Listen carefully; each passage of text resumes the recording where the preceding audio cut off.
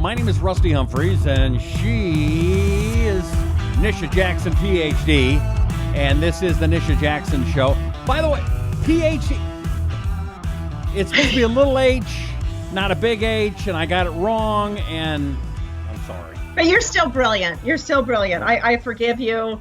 Okay. It's kind of a silly thing anyway, the way they do the whole PhD thing, like whatever. It doesn't matter. Initials don't matter. Can I just say I feel bad for the little H? I do feel bad. It's not getting enough credit. It's not. I don't get it. It's not right. All right. So you had, last time you were here, I don't know if you were hopped up on smack or... It did look like it. You hopped up on Happy Juice. I mean, you came back from some retreat at some arrhythmia thing, and you were just happy and excited. And are you still? And okay, it wasn't arrhythmia. That's a heart thing. It's rhythmia, right? Right. Yeah, and I didn't go to get an irregular heart rate with an arrhythmia. I went to get my heart healed, which I did do, and it's called rhythmia. Yeah, no, it was interesting coming back, Rusty, because I knew it would be. There were a lot of people that are really close to me here at work and family members that were a little worried about me reacclimating back to the my real world.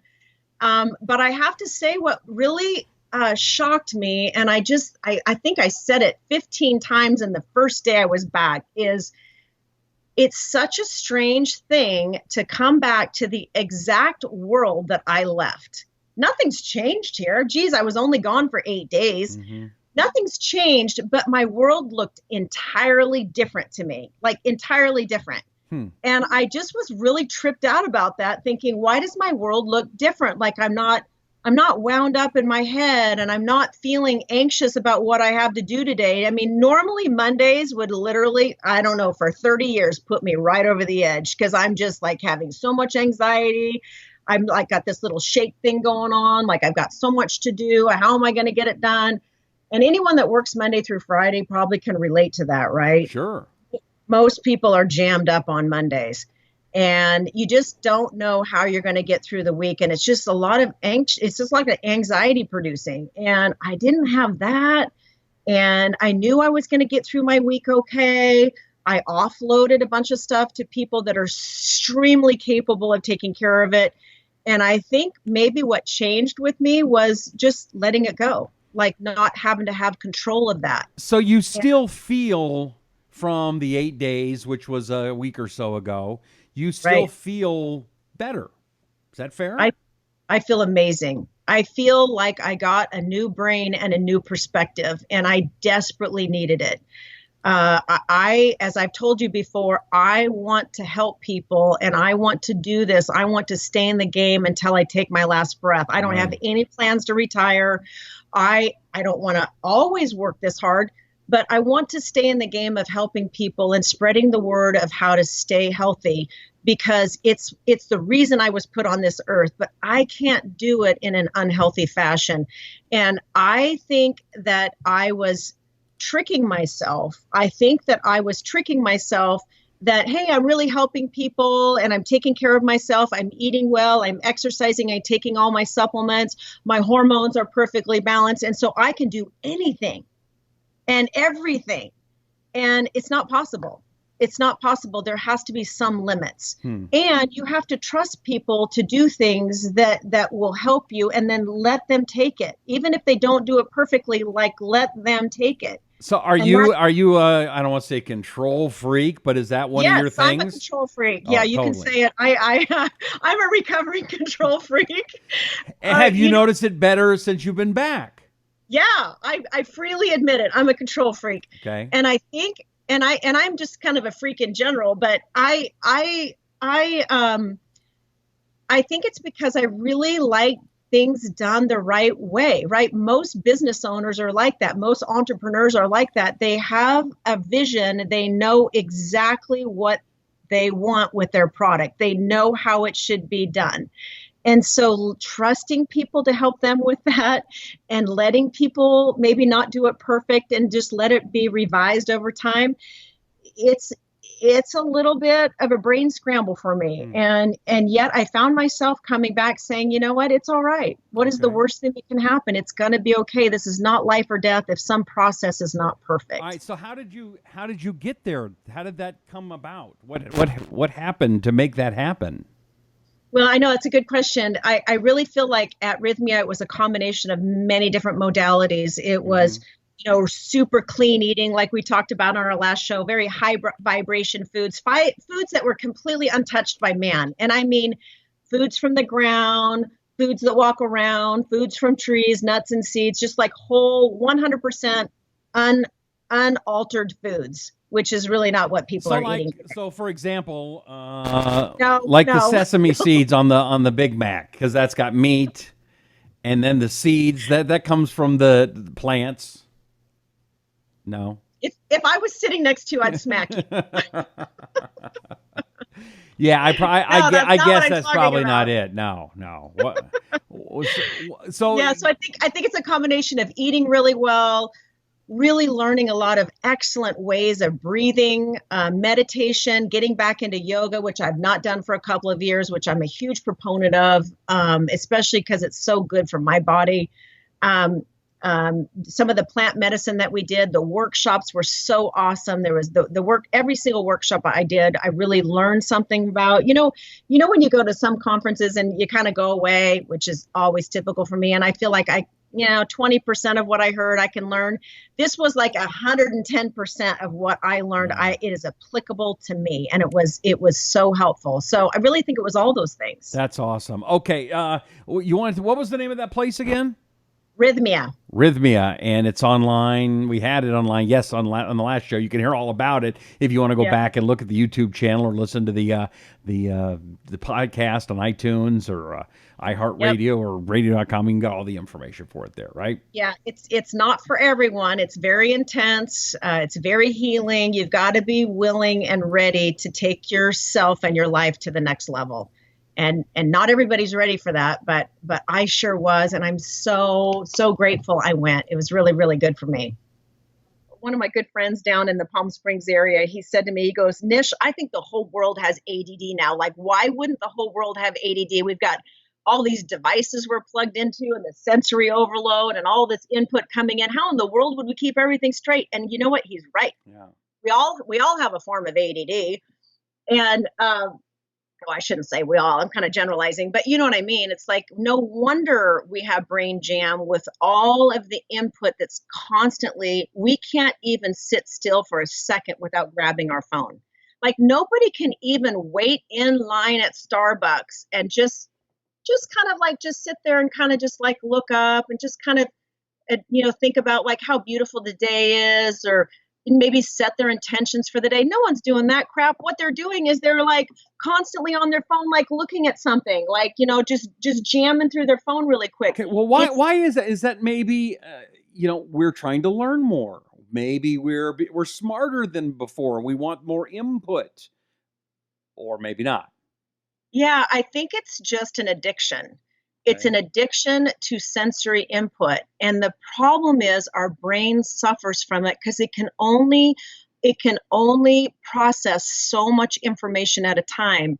And when your cortisol, which is your stress hormone levels, become imbalanced, and I really think this is why my perspective is different right now.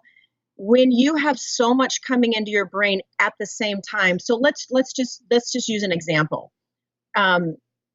So I walked into the clinic today. This is a trigger. I walked into the clinic today and I was late for an interview. I had to interview a practitioner. I was knowing that I needed to do this podcast. My CPA flew into town from Texas to do a whole jam session for 3 days, which is kind of intense, dealing with taxes and finances and all that stuff. And I had a really early morning meeting with her that's going to continue on through the weekend. And then I went to the front desk to grab something. And then I forgot that I needed to get some makeup because we have a makeup line. So I forgot that I needed to get some makeup. So I said, hey, can you color match me really quick on some makeup? So she's like, I'm late. I'm late for an interview. She's like color matching me on some makeup. And then she's like, oh, this is the makeup you need. This is the color you need. It's suntan. So great. Give me suntan. I got to go. And so she goes to the cupboard. She goes, oh, yeah, I forgot to tell you. We didn't place our order and we don't have the right number of pallets of makeup. And somebody forgot to do this and somebody forgot to do that. And literally, I thought my head was going to blow off my shoulders. Not because that's like kind of little. That's not a big deal. Like, we'll just place the order and everything will be cherry. What was the problem was that there were 7 things going on in my brain at the same time. Okay, nobody, I don't care how brilliant you are, can deal with that over a long period of time. I'm 55. I can't do that. I shouldn't even ask myself to do that. And so anyway, I found myself getting ready to snap, like I was going to snap. And I am zenned out right now. I shouldn't be snapping. So I walked back to my office. I did 20 breaths. I walked back to my office. I'm like, Nish, get a handle on yourself. And I realized I just thought to myself, I have 7 things coming into my brain right now. How in the world is my brain supposed to process that? And so no wonder you can't remember and you can't process and you get irritable and then all of a sudden you get jammed up and you fly off the handle. No wonder the whole world is on edge, because that story I just told is not unlike anyone else that's going through a normal day. I only say that because I don't want to sound like a freak, and I'm not a freak. Well, sometimes I'm a freak, but I'm not saying it because I think I'm a freak. I'm saying that because I think I'm just like everybody else. And so what I'm trying to say is the brain can only process so much, right? So why are we asking it to do more than that? Why would I not go and get a little color match on my makeup when that was the only thing I was focusing on? If I had an interview that was coming in, why am I putting in 3 or 4 other things? I should be completely mentally aware and present for that interview, like prepared and present. And that is a lesson I'm going to have to keep working on till I take my last breath, is really being present for my current activity. And then you can start remembering. Your brain like opens up, but not when you have 7 things going into your brain at the same time.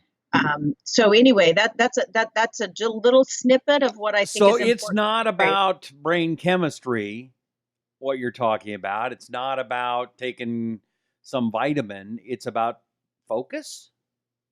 So it is about brain chemistry, because what I just explained, so that little situation right there, it's a good example of going into a toxic stress state. So what I'm asking my body to do when I'm in that state, I've got 7 things that I need to deal with right now. And now I'm calling for adrenaline, I'm calling for cortisol, and I'm going into my little toxic stress. So what the toxic stress does is it directly affects the brain chemicals that have everything to do with your ability to control anxiety and your ability to control your heart rate and your ability to control your mood and your reactions and your focus. That's what your brain does.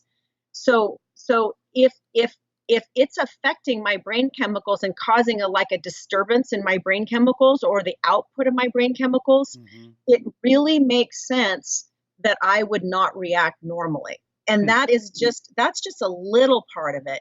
So it is about brain chemical balance, because what we're doing to our brain is not making our brain better, it's making our brain imbalanced. So, like some of the questions that I would ask a patient that came in, we have these little brain quizzes that we give them. And some of the questions that I would ask them would be, do you have a tendency to be negative all the time? Do you have a tendency to be impatient and edgy and kind of freak out easily? Do you have panic attacks and anxiety? Do you have problems with body pain a lot? Do you have incessant cravings? Do you have a great deal of physical and emotional pain, like more than the average person? Do you crave a lot of pleasure? Do you seek pleasure all the time, like you can't get enough pleasure? Because some people seek a lot of pleasure and a lot of high risk behavior because it gives them a brain chemical that they're off balance with. Do you overuse tobacco or alcohol or sugar? Are you habituating on something? Do you easily get upset? So these are some of the things that we ask in the office to try to determine what neuro brain chemical are you low in, because there's some really simple ways of raising the brain chemicals naturally without a drug that would give you instant relief of some of these things.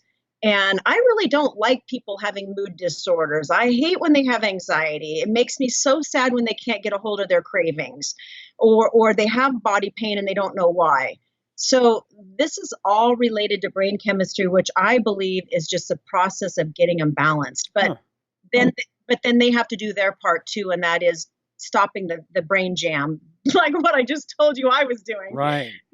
So would you suggest supplements as well to enhance those things, or is that not where supplements help? Yes, supplements are really key. And I love to use amino acids. You know, most people have heard of amino acid. There's the acids, they're byproducts of protein.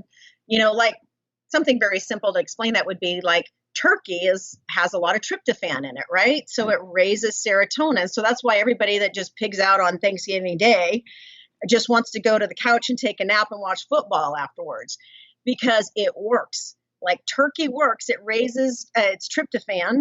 It's an amino acid, and it directly raises serotonin, and it really makes you feel quite good. It makes you feel happy. But the interesting thing is serotonin can be raised other ways. So serotonin can be raised by sugar. So if you find yourself craving sugar all the time, it's very likely that you're low in serotonin. So stress lowers serotonin. So it's no wonder that people who are under a lot of stress crave sugar, because sugar works. It does raise serotonin, but only for a little while, because then it drops. And then guess what you want to do when it drops? Sleep. No, you want to eat. Good guess. Well, I do, but then when I get tired, then you eat more sugar to kind of keep you going again, right? Or no? I know, that's so right. And that's so true. And actually what you said is actually right, because a lot of people do get very tired when they eat sugar, because they just go straight down. They don't get any high from it at all. They just go straight down.